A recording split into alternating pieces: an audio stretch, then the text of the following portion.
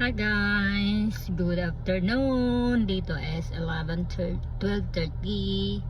So pupunta tayo sa gym ngayon. Tapos bukas hindi ako magji-gym, hindi rin ako magcha-charge kasi pupunta kami ng festival.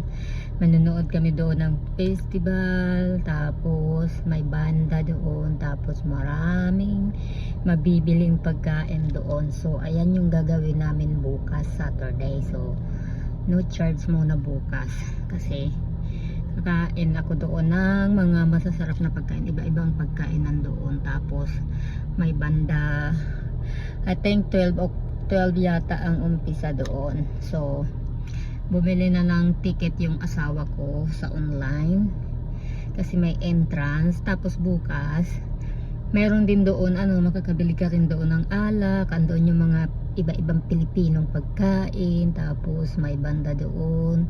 Maraming kang mabibili doon. Last year nagpunta din kami doon kaya lang last year nagpunta kami doon, hindi pa kami ready first time namin pumunta. So bukas is October 18 na festival bukas. So manonood kami ng asawa ko doon, pupunta kami banda, tapos kakain ako Pilipino.